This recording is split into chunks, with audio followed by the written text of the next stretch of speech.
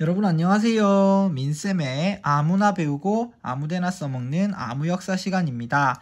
2학년 여러분 수업 들을 준비 다 됐나요? 오늘은 다시 앞으로 돌아가가지고 3국의 형성과 발전이라는 주제로 살펴보게 될 텐데요.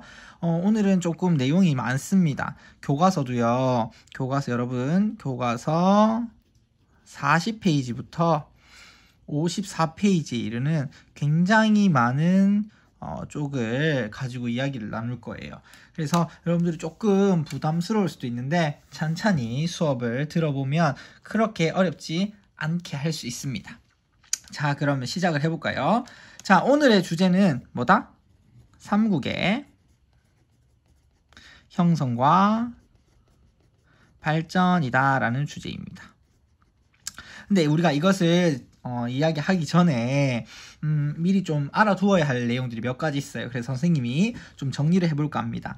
우리가 흔히 잘 알고 있다시피 삼국시대라는 말이 있습니다. 삼국시대라는 말이 있는데 이 삼국시대라고 할 때 삼국이라고 하면 몇 개의 나라다? 3개의 나라다라는 것을 알 수 있습니다. 이것은 고구려, 그리고 백제, 그리고 신라라는 3나라를 의미하는데요.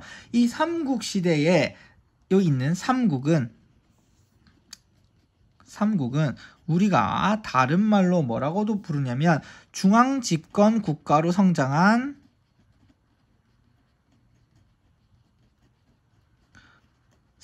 나라다라고 이야기합니다. 이 중앙집권 국가로 성장한 이 나라들을 우리가 또 다른 말로 뭐라 하냐면 바로 고대 국가라고 이름을 붙여요. 그런데 사실 이 시기 고구려, 백제, 신라가 점점 커가고 있는 시기에 고구려, 백제, 신라라는 나라만 있었던 건 아닙니다. 여러 나라가 있었는데 이 나라가 여러 개가 있었음에도 불구하고 우리가 삼국시대라고 이름을 붙여 부르는 것은 이 나라들이 전부 다 뭐였다? 고대 국가였다라는 것이죠. 고대 국가였다는 것은 바로 뭐로 성장했다? 중앙집권 국가. 중앙집권 국가란 말은 나라의 권력이 중앙에 모여있다는 뜻이에요. 여러 개로 흩어져 있지 않고 한 군데로 권력이 됐다? 집권, 모여져 있다라는 뜻을 의미합니다. 그래서 이 당시에 여러 나라가 있었는데 부여, 그리고 옥저, 동해, 그리고 우리가 얘기하는 고구려, 백제, 신라, 그리고 가야에 이르는 나라, 이런 여러 가지 나라가 있었는데 이 3나라 고구려, 백제, 신라만 뭐가 됐다? 고대 국가가 되고 나머지는 고대 국가가 되지 못했다라는 사실을 알 수가 있습니다. 그래서 우리가 이거에 대해서 또 이해를 하려면요. 국가가 발전하는 단계, 국가의 발전 단계에 대해서 얘기를 해봐야 해요. 국가는 흔히 우리가 어떻게 발전한다고 보냐면 군장국가에서 연맹왕국, 그리고 연맹왕국에서 고대국가로 발전한다고 우리가 이야기합니다. 그럼 이것은 어떤 차이가 있느냐면 군장국가는요, 말 그대로 군장들이 있는 국가예요. 군장. 그리고 여기도 군장. 그리고 여기도 군장이란 사람이 있어요. 군장은 뭐냐면 우리가 부족장, 어떠한 부족의 제일 높은 사람을 우리가 부족장이라고 부르죠. 그러니까 두목 같은 사람이죠. 이런 사람들이 각자의 지역을 각자가 다스리는 이런 형태예요. 그러니까 독립성이 강하다고 할 수 있죠. 그런데 이러한 그 군장 국가의 군장들 중에서 힘이 센 군장이 있겠죠. 그리고 힘이 약한 군장이 있겠죠. 그러면 힘이 센 군장이 뭐가 된다? 바로 왕이 되는 거예요. 왕이 되고 그 외에 다른 뭐가 있다? 군장들이, 군장 땡땡으로 표현할게요. 군장들이 이렇게 있는 이 형태를 우리가 연맹왕국이라고 부릅니다. 왕이 있으니까 왕국이겠죠? 그렇지만 왕만 있는 것이 아니라 밑에 뭐가 있다? 군장이라고 하는 사람들이 각 지역, 각 부족을 독립적으로 다스리고 이러한 왕과 각 부족의 군장들이 어떠한 유기적인 연결체를 가지고 연맹해서 이루어진 국가를 연맹왕국이라고 부릅니다. 그리고 이제 점점 왕의 권력이 세지고 이러한 군장들이 또 왕 밑으로 들어가게 되는 거예요. 왕 밑으로 뭐가 어떻게 들어가게 되겠습니까? 그렇죠. 신하들로 들어가게 되는. 이제는 왕이 높고 신하가 낮다라고 하는 위계 질서가 있는 이런 형태가 만들어지는 게 고대 국가인데요. 바로 이 신하들이 바로 어떤 세력이 되느냐면 귀족 세력이 되는 겁니다. 그래서 처음에는 독립적인 군장들이 있었고 그 군장들에서 힘이 센 왕이 있고 나머지 군장들이 존재하다가 결국에 이 군장들이 전부 다 왕의 신하로 들어가면서 귀족 세력이 되는 이 고대 국가 형태가 이루어지게 되는데 이 고대 국가에 이르렀던 나라가 고구려, 백제, 그리고 신라가 되고요. 여기에 들어가지 못하고 연맹왕국 단계에서 머문 나라가 바로 부여와 가야, 그리고 여기도 못 가고 군정국가로 끝난 게 옥저, 동해 이런 나라들이 있습니다. 그러면 과연 어떤 이유로 어떻게 해야 고대국가 될 수 있느냐 하면 여러 가지 조건들이 있는데요. 바로 왕권이 강화됐다. 그리고 불교를 수용한다. 그리고 율령을 제정해서 반포한다. 마지막으로 다른 나라 지역으로 정복 전쟁을 한다. 그래서 왕권을 강화시키고요. 불교를 통해서 사상을 통일시키고요. 그리고 율령이라고 하는 것은 우리가 법입니다. 나라의 법을 만들어서 나라의 기틀을 튼튼히 하고요. 그리고 마지막으로 정복 전쟁을 통해서 나라의 땅을 넓히는 이러한 일련의 과정들이 필요한데 여기 이 테스트에 통과한 나라는 뭐가 되고? 고대 국가가 되고 통과하지 못한 나라는 어디에서 끝난다? 연맹왕국에서 끝난다라는 것이죠. 이 테스트를 통과한 나라가 바로 고구려, 백제, 신라이기 때문에 우리가 요 고대 국가로 성장한 나라 세 나라를 얘기해서 무슨 시대라고 부른다? 삼국시대라고 부른다라는 것입니다. 여기까지 정리가 됐나요?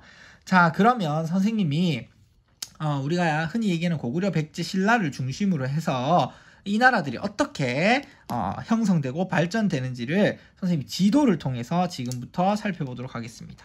잠시만요. 이거 좀 치울게요. 짜잔. 여기다가 넣고 이렇게 하면 되겠죠. 자, 잘 보이나요? 자, 고구려, 백제, 신라가 처음 형성될 때의 모습입니다. 자, 부여, 고구려, 옥조, 동해, 만, 진안, 변환이 있는데요. 근데 고구려라는 이름밖에 없어요 라고 할 수 있는데 바로 고구려 밑에 백제는 여기 나와 있죠. 삼한 중에 마한의 조그마한 한 나라로 시작했고요. 신라 같은 경우는 진안의 자그마한 사로국이라는 자그마한 나라에서 시작을 했었다라는 정도는 여러분들이 기본적으로 알고 있겠죠? 그러면 바로 한번 들어가 보도록 하겠습니다. 제일 먼저 삼국 중에서 제일 먼저 중앙 집권 체제를 마련하고 고대 국가를 발돋움하게 된 나라는 바로 어디였냐면 고구려였어요. 어디라고요? 고구려였어요. 그럼 고구려는 어떤 식으로 발전했는지 여기 적어보도록 합시다. 여기 선생님 내려야겠네요. 좀 내려볼게요. 자, 먼저 고구려는요 1세기 후반 어떤 왕 때? 태조왕 때부터 이야기가 시작됩니다. 태조왕이라는 사람이 있었는데 이 사람은 어떤 것을 했느냐 하면요. 이때부터 중앙 집권 체제를 마련했어요. 그래서 이 당시에 고려에는 오부가 있었는데 이 오부를 어떻게 했다? 확립하고 그러니까 지방제도, 부족을 완전히 확립을 시켰어요. 그래서 이거 해라 저거 해라 딱딱딱 이름을 정해준 거죠. 그리고 여기에 나와 있는 옥저와 동해를 정복하게 됩니다. 그래서 오부를 확립하고 옥저와 동해를 어떻게 했다? 정복했다. 그리고 나아가서 어느 지역? 바로 여기 랴오허강이라고 부르는 요하의 오른쪽 지역인 이 지역이 뭡니까? 요동 지역이죠. 이 요하의 동쪽 지역인 이 요동 지역을 어떻게 했다? 진출했다. 요동으로 진출하는 이러한 업적을 세우게 되고요. 2세기 후반에 가면 고국천왕이 있습니다. 고국천왕이라는 사람이 있는데 이 사람은요 이제 이 오부가 원래 부족 각각의 군장들의 부족이 힘이 세던 이 오부였는데 이 오부를 뭘로 바꾸느냐 하면 바로 방위명의 오부로 바뀝니다. 로 확립해요. 그래서 예제는 각 부족의 이름을 따서 오부, 무슨 부, 뭐 관노부, 순노부, 전노부 이렇게 하는 것이 아니라 동서남북 중앙 이렇게 해가지고 5개의 부로 만드는 거예요.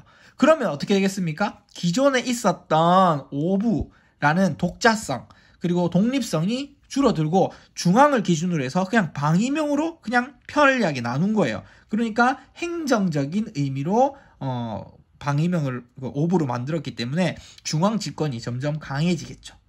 그리고 왕위를 이 고국청한 때는 왕위를 형제 상속에서 형제끼리 상속하는 거에서 부자 상속으로 바뀌게 됩니다. 이건 역시 왕권을 강화하는 데 큰 도움이 됐어요. 아무래도 왕을 누가 할 것이냐라고 하는 것을 형제한테 물려주기보다는 자기 자식한테 물려주면서 자식의 자식으로 내려가는 하나의 기틀을 마련함으로써 왕권을 강화시키는 그런 효과를 볼 수 있었다. 그리고 이 고국청하는 때는요.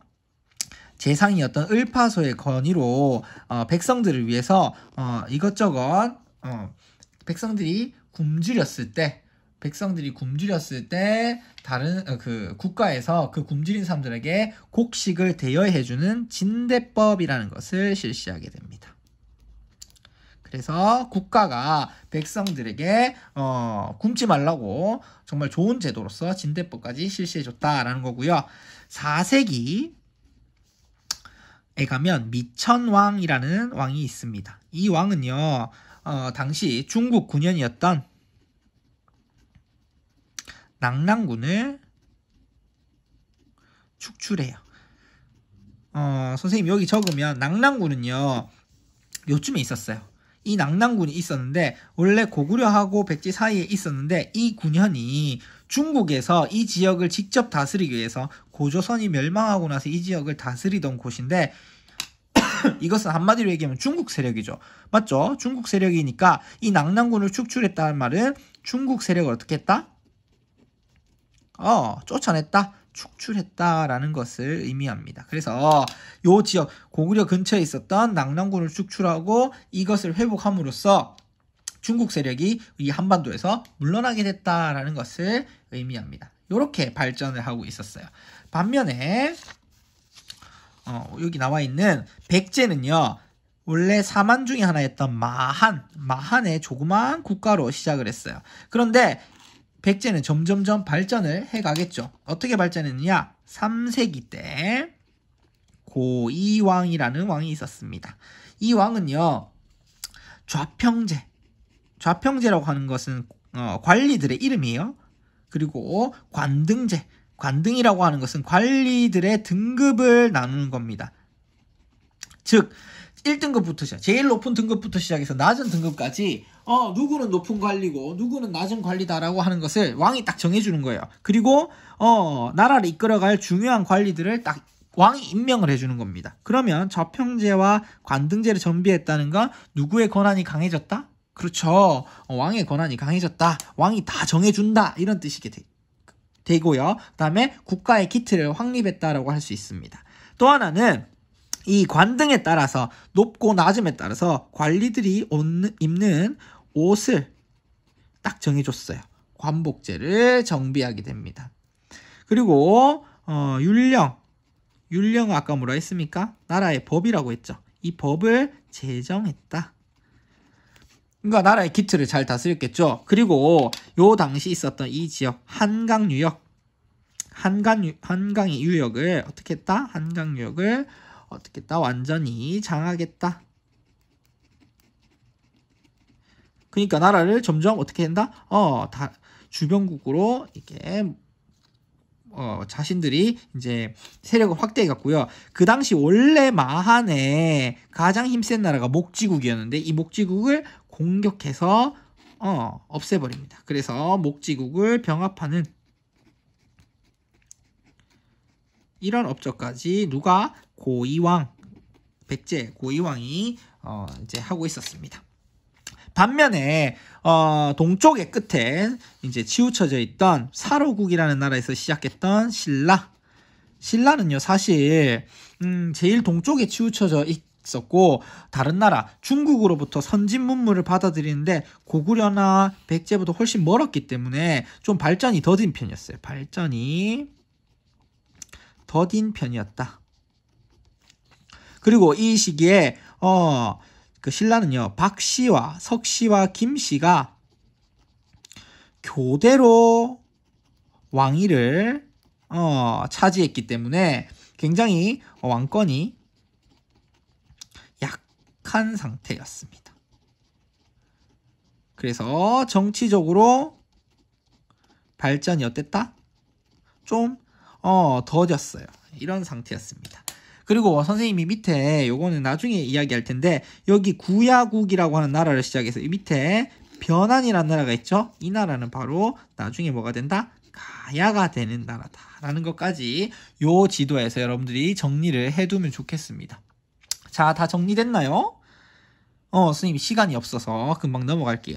그러면 이렇게 각각 나라가 발전하고 있었던 상태에서 가장 먼저 전성기를 맞이한 나라는 어떤 나라였냐면 바로 4세기의 백제였습니다. 어떤 나라라고요? 4세기의 백제가 가장 먼저 전성기를 맞이하게 됩니다. 그러면 전성기를 맞이한 나라가 주인공이 되겠죠? 그럼 주인공 이야기를 먼저 해봐야 되겠습니다.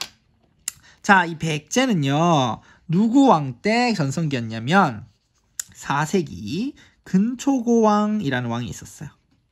이때 전성기를 맞이합니다.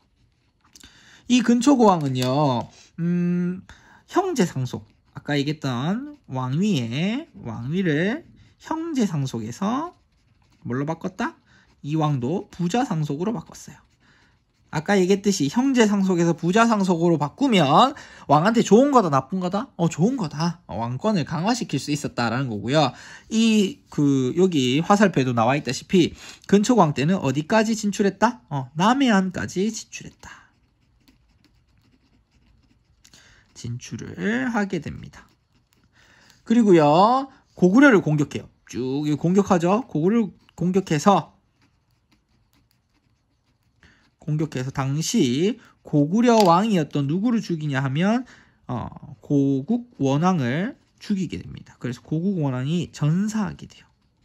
전쟁 중에 죽임을 당하게 되고요.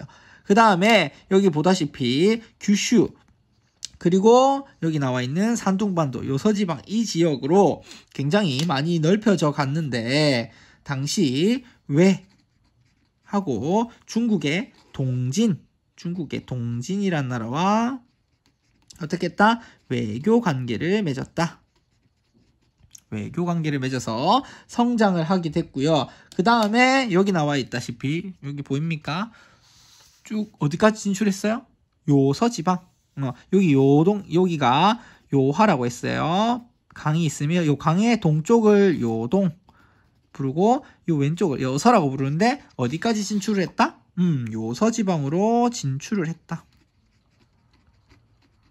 요서지방으로 진출을 했고 그 다음에 중국의 산둥반도 여기 있죠. 산둥반도과 규슈 지역 일본의 규슈 지역과 교류를 하는 업적을 세우기도 했었다라는 겁니다.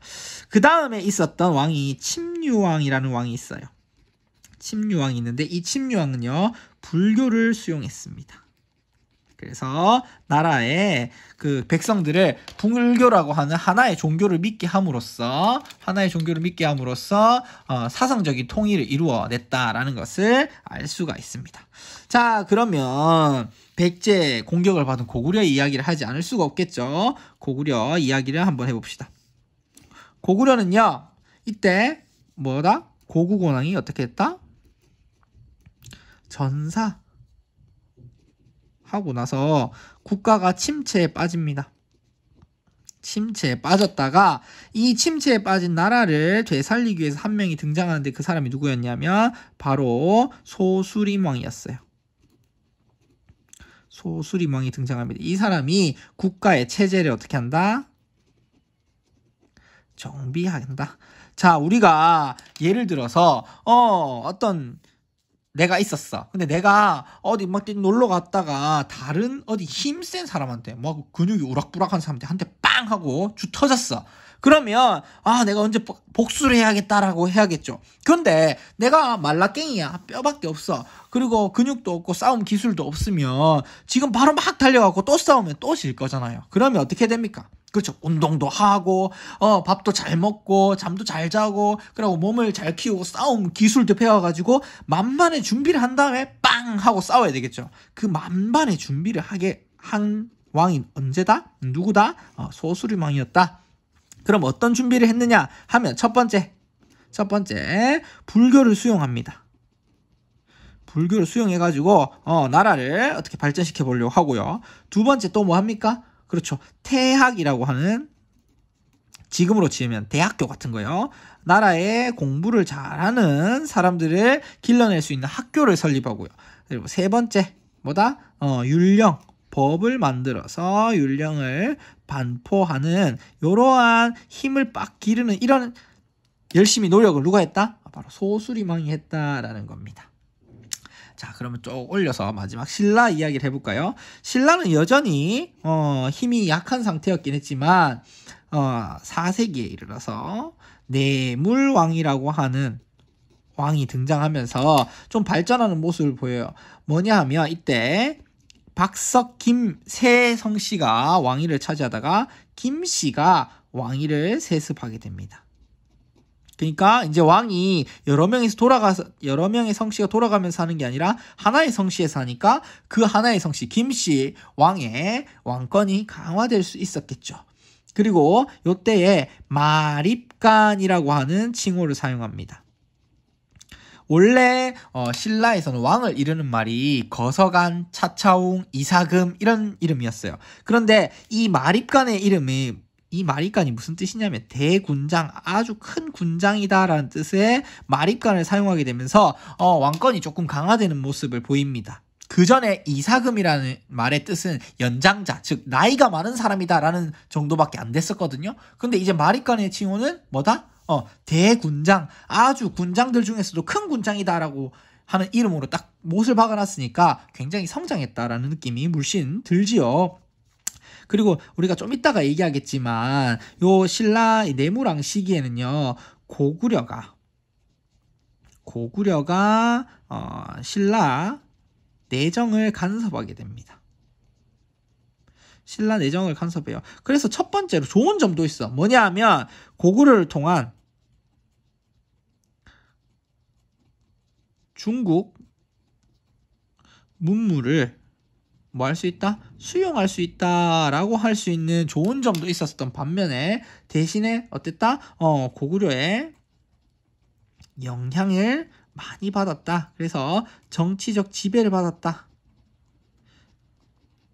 지배를 받을 수밖에 없었다 하는 나약한 모습도 보이기도 합니다. 그래서 4세기 백제가 가장 발전했었던 요 4세기의 이야기를 보면 백제에는 근초고왕이 있었고 침류왕이 있었다. 굉장히 발전해서 나라가 어떻게 됐다? 이렇게 넓어졌었던 이 시기다. 거기다가 이 한강 유역을 차지하고 고구려까지 공격하고 남해안까지 이르렀다. 아주 잘 나가던 시기였고요. 고구려는 어때? 백제에게 당한 서욕을 하기 위해서 백제에게 당한 치욕을 씻어내기 위해서 열심히 자신을 갈고 닦고 있는 중이었다. 그리고 마지막으로 한쪽에 치우쳐있던 신라는 자기 나름대로 발전을 해나가고 있었으며 고구려의 영향을 받으면서 중국 문물을 수용하고 있었다. 그래서 힘을 키워나가고 있었다까지 여러분들이 정리하면 될 것 같습니다. 그 다음 5세기 때는요. 어디? 고구려의 발전이라고 되어 있습니다. 그럼 고구려 이야기를 먼저 해봐야겠죠. 5세기 때는 고구려가 주인공입니다. 고구려가 가장 발전했던 시기예요. 그래서 고구려 이야기를 쭉 해보면요. 먼저 우리가 잘 알고 있는 누구 왕? 그렇죠. 광개토대왕. 바로 이 시기의 사람입니다. 광개토대왕은요. 적극적인 영토 확장을 하게 됩니다. 적극적으로 다른 지역으로 하게 돼요. 그래서 백제를 공격합니다. 백제를 공격해서 어떻게 한다? 여기 볼까요? 여기 보이나요? 한강이 이렇게 흐르고 있는데 이 한강 이북 지역까지 광개토대왕이 차지합니다. 광개토대왕. 그러니까 당시에 백제의 수도였던 한성 바로 위에까지 누가 쳐들어갔다? 광개토대왕이 쳐들어갔다라는 거예요. 그리고 한강 이북 지역을 차지한다.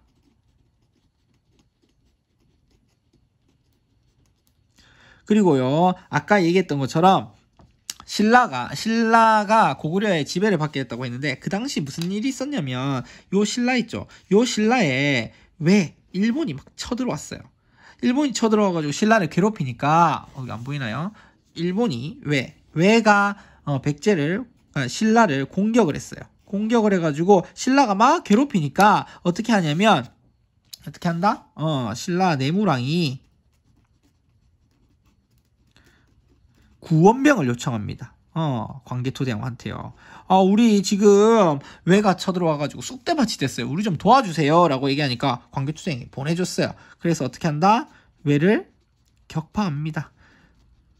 자, 들어봅시다. 쭉 내려와가지고 꽝 하고 왜를 어떻게 한다? 격파를 해요. 그리고 나서 쭉 내려온 다음에 그냥 돌아가지 않고 어디까지 내려가 버리냐면 가야까지 내려가요.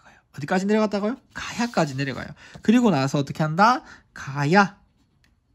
어떤 가야로 하냐면 가야로 진출해서 가야를 막 쑥대밭으로 같이 만듭니다. 그래서 어떻게 했냐면 이것 때문에 나중에 이거 흔들렸네요. 나중에 이야기하겠지만 금관가야가 쇠퇴하게 됩니다.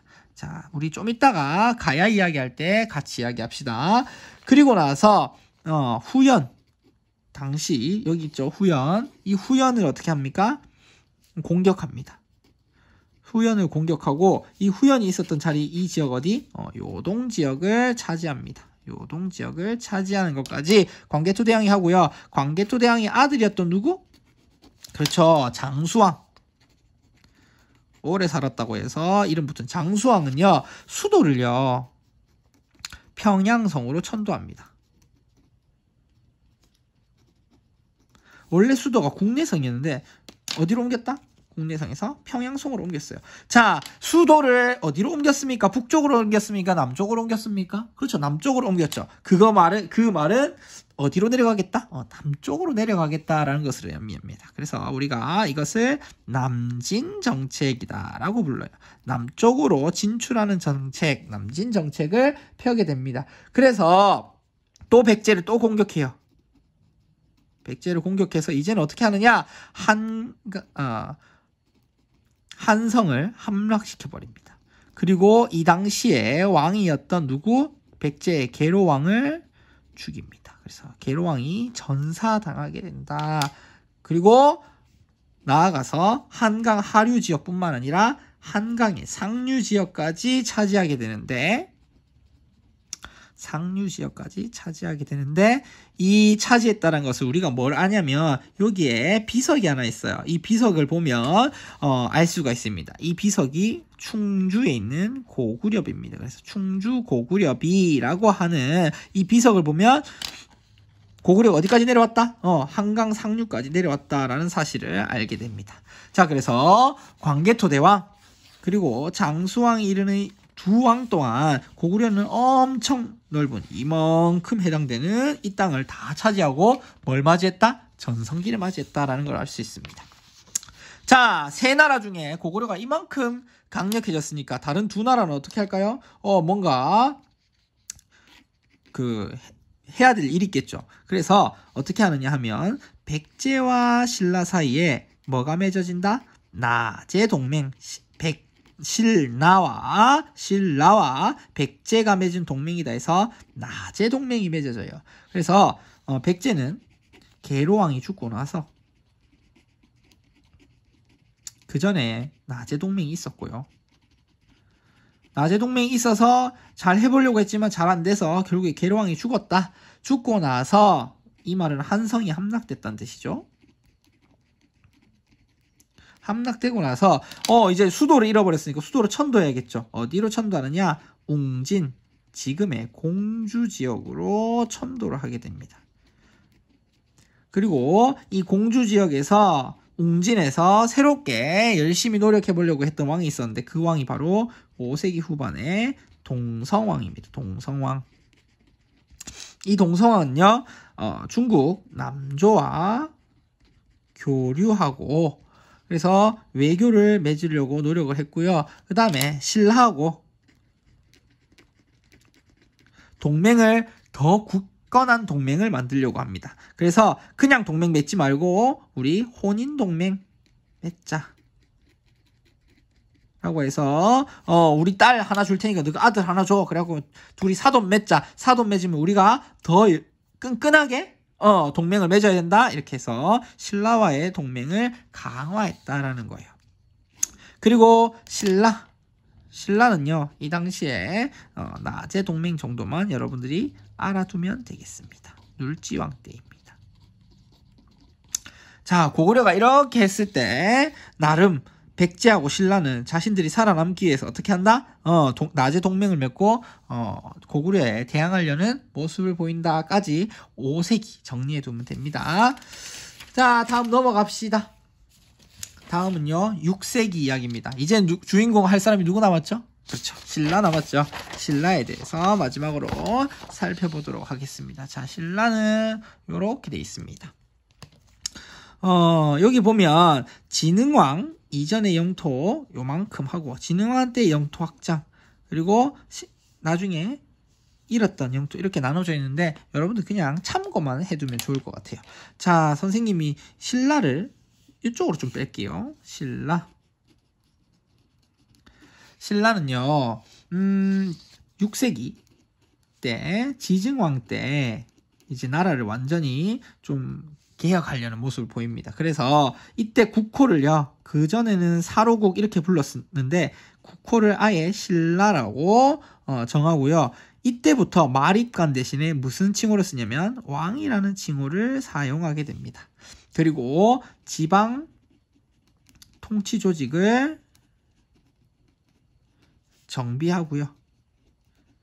그리고 여기 보입니까? 우산이라고 적혀있는 이 우산국은 지금의 울릉도죠. 이 울릉도에 있었던 우산국이라고 하는 나라를 정복합니다. 그리고 백성들이 소를 가지고 농사를 짓도록 하는 우경을 장려해서 생산력을 높이려고 노력을 했습니다. 지증왕이 이렇게 노력을 하고 그 다음에 나타나는 왕이 누구냐 하면 버풍왕이에요. 버풍왕. 버풍왕은 뭔가 법이랑 관련이 있을 것 같죠? 맞아요. 버풍왕은 법이, 외울 때 이렇게 외우세요. 법이니까 뭐다? 뭘 만들었을 것이다? 율령을 반포했을 것이다. 율령을 반포하고요. 그리고 나라의 군대와 관련된 부서인 병부를 설치합니다. 병부를 설치해서 어떻게 한다? 군사에 대한 권한을 강화시켰다. 왕의 군사 지휘권을 강화시켰다라는 거고요. 그 다음에 관등제. 우리가 앞에 백제가에서 했던 것처럼 관등제와 골품제를 정비합니다. 골품제는 신라의 신분제죠. 이러한 것들을 정비하고요. 그 다음에 불교를 공인합니다. 불교를 공인해가지고 수용하게 되고요. 그 다음에 건원이라고 하는 연호를 사용해요. 우리가 연호라고 하면 해를 세는 단위예요. 올해는 2019년, 2020년, 2021년 이렇게 얘기하는 것처럼 그 해를 세는 단위를 건원인데 이 연호로 사용한다는 건 굉장히 나라의 자부심이 강해졌다라는 의미거든요. 그냥 그 정도로만 알아두세요. 그래서 굉장히 나라에 대한 힘과 권위가 세졌다라는 것을 알아두면 됩니다. 그리고 가야 중에 하나였던 금관가야를 어떻게 했다? 정복했다. 나라의 힘이 점점 강해지고 있습니다. 자, 이 나라의 힘이 강해지는 거에 정점에 찍었던 왕이 누구냐 하면 바로 진흥왕이에요.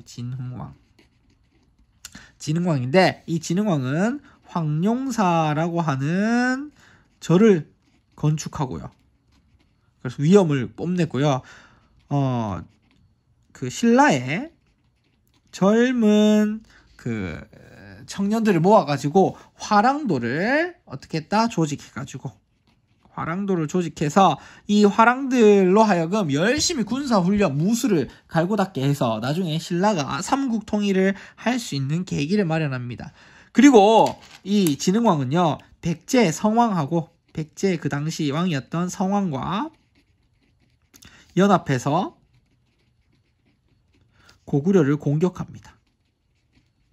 고구려를 공격했는데, 그래서 여기 보이나요? 이 한강이 있으면 한강의 상류 지역을 차지하게 돼요. 차지했는데 그 당시 백제는 한강의 하류, 신라는 한강의 상류를 차지했거든요. 근데 백제한테 배신을 해버려요. 배신을 하고 어떻게 한다? 한강의 하류까지 차지해버린다. 그러면서 이제 그 한강역을 다 신라가 차지하게 됨으로써 어떻게 될까요? 그렇죠. 중국과 바다로 바로 교류할 수 있게 됐다. 이렇게 바다로 바로 할 수 있게 된 거예요. 그런 반면에 나제 동맹은 어떻게 됐겠습니까? 나제 동맹은 이제 끝나버렸겠죠. 나제 동맹은 결렬되고 말았다. 여기까지 살펴보면 될 것 같아요. 그리고 이제 우리가 뭘 살펴봐야냐면 백제의 사정을 좀 살펴봐야겠죠. 백제는요, 아까 얘기했던 것처럼 6세기 중반에 이르면 누가 등장한다? 성왕이 등장한다. 백제의 대표적인 왕 성왕이 등장하는데, 이 성왕은 수도를요, 웅진에서 그 옆에 있는 사비라는 지역으로 천도를 해요. 그래서 새롭게 뭔가 수도를 옮기고 새롭게 한번 잘해보자 라는 생각을 가지게 되고, 그 다음에 또 뭐 하냐면 국호를요, 남부여라고 계칭을 합니다. 잠깐 바꿨었는데요. 부여의 후손이다 라는 것을 강조하기 위해서 남부여라는 칭호를 사용했었고요. 그 다음에 나라의 국가의 정부에 22개의 부서를 마련해가지고 정비합니다. 정비하고요. 그 다음에 국가를 지방행정제도를 중앙의 5부와 지방의 5방이라고 하는 행정구역을 만들어서 정비하게 돼요. 그리고 남조와 교류하는 등 나라의 발전을 위해서 매우 노력했어요. 그거 아까 얘기했던 것처럼 신라의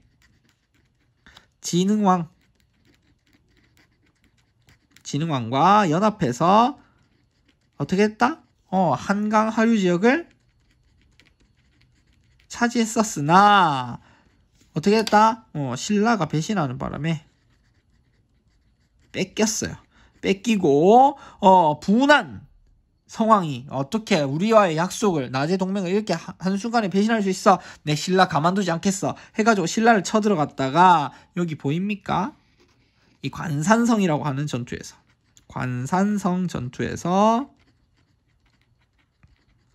성왕은 그만 신라군에 의해서 전사하고 맙니다. 그래서 허무하게 백제의 그런 다시 일어서 보려고 하는 노력이 물거품으로 돌아오고 말았다. 신라의 배신으로 인해서. 이게 바로 6세기의 신라의 발전에 관한 내용입니다. 마지막으로 우리가 살펴볼 거는 여기에 나와 있는 가야인데요. 가야에 대한 이야기는 조금만 하면 될 것 같아요. 가야는요, 원래 육가야라고 불리는 6개의 가야가 있었다고 해요. 가야는 6개의 나라가 있었다고 하는데, 이 가야는요, 처음에 이 강, 무슨 강입니까? 낙동강 하류의 이 지역을 중심으로, 낙동강 유역의 철기를 문화를 중심으로 해서 발달을 하게 돼서 결국에 가야 연맹을 이루게 되는데, 쭉 내려볼게요. 가야 연맹은 크게 전기 가야 연맹과 후기 가야 연맹으로 나눕니다. 전기 가야 연맹을 이끌었던 맹주는요, 바로 금관가야였어요. 금관가야가 뭐가 됐다? 맹주가 됐다. 그러니까 연맹의 최고 주인이 됐다. 금관가야의 위치는 여기입니다. 맹주가 돼가지고 어떻게 했냐? 당시 낭랑하고 외 사이에 중개무역을 했다. 즉 외의 물건을 사가지고 와서 낭낭에 팔고 낭낭의 물건을 사가지고 와서 외에 팔면서 요 차익을 노려가지고 나라가 번성을 하게 됩니다. 그런데 4세기 초가 되면 일단 낭낭이 어떻게 되냐면 아까 낭낭군이 고구려의 미찬왕에 의해서 없어졌다고 그랬어요. 낭낭이 소멸되면서 이제 자주 찾아주는 손님이 없어진 거예요. 거기다가 가야 연맹이 점점 어떻게 된다? 결속력이 떨어졌다.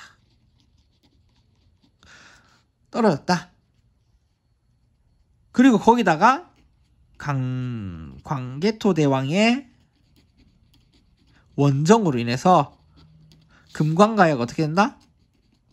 타격을 받게 된다. 타격을 받게 됩니다. 그래서 이것을 이유로 가야 연맹은 이제 후기 가야 연맹으로 변모하게 됩니다.